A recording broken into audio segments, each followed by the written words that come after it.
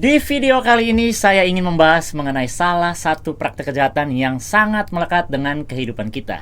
Sebuah praktek kejahatan yang saking melekatnya dengan kita, malah jadi terkesan seolah-olah kegiatan ini menjadi sesuatu hal yang biasa saja.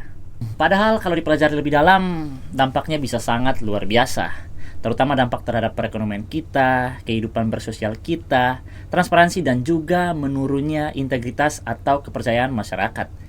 Praktik kejahatan tersebut adalah pungutan liar atau pungli. Praktik kejahatan ini sudah sering kita dengar, namun tidak banyak yang memahami apa itu sebenarnya pungli dan mengapa kita harus peduli. Secara umum, pungli dapat kita artikan sebagai sebuah praktik pengungutan uang atau barang oleh oknum yang tidak sah, di luar ketentuan yang ada dengan memanfaatkan posisi atau wewenang yang dimiliki. Contoh ketika kita mengurus administrasi di kantor pemerintah. Tanpa kita sadari, oknum-oknum ini bisa saja meminta uang tambahan untuk mempercepat proses yang seharusnya sudah sesuai prosedur. Bukan hanya di sektor pemerintahan saja, pungli bisa juga terjadi di berbagai sektor, mulai dari pelayanan publik, perizinan, hingga sektor pendidikan. Di sekolah misalnya, biaya kegiatan ekstra bisa tiba-tiba dikenakan tanpa alasan jelas. Belum lagi menyoal pungli di sektor pariwisata. Pungli dalam konteks pariwisata seringkali muncul dalam berbagai bentuk, seperti biaya parkir yang berlebihan, pungutan masuk lokasi wisata yang tidak resmi, atau permintaan uang dari oknum tertentu yang mengatasnamakan pengelola tempat wisata. Dan masih banyak lagi contoh lain di berbagai sektor yang tidak bisa saya sebutkan satu persatu di video ini. Tapi pada intinya adalah pungli merugikan kita semua. Tidak hanya materi, tetapi juga merusak kepercayaan masyarakat terhadap institusi yang seharusnya melayani mereka dengan baik. Lalu solusinya gimana bang biar kita tidak terbawa arus praktik pungli ini? Ya kita sebagai masyarakat harus lebih sadar, berani menolak dan melawan arus. Kenapa?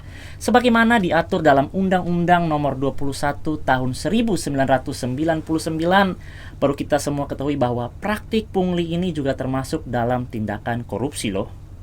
Jadi ya, jangan kita teriak-teriak hukum para koruptor. Praktik korupsi depan mata malah kita diamkan, tidak dilaporkan, dan malah kitanya ikut terbawa arus. Ada berbagai cara yang bisa kita lakukan. Salah satunya adalah melaporkan pungli ke instansi terkait, seperti melalui sistem pengaduan yang disediakan oleh pemerintah. Salah satu sistem pengaduan yang menarik perhatian saya adalah WA Panduan atau lengkapnya WhatsApp Pelayanan Pengaduan. Sistem pengaduan ini diluncurkan oleh instansi kepolisian negara kita dengan tujuan agar kita sebagai masyarakat dapat dengan mudah memonitoring kinerja kepolisian kita. Jadi ketika ada oknum-oknum petugas yang melakukan pelanggaran, baik itu praktik pungli dan lain-lain, kita sudah bisa dengan mudah melaporkan dan segera diproses sesuai dengan hukum yang berlaku. Jadi ya tentu saja ini juga merupakan salah satu langkah transparansi yang baik dari kepolisian kita, yang dimana ini perlu kita sama-sama sebagai masyarakat patut untuk memberikan sebuah apresiasi.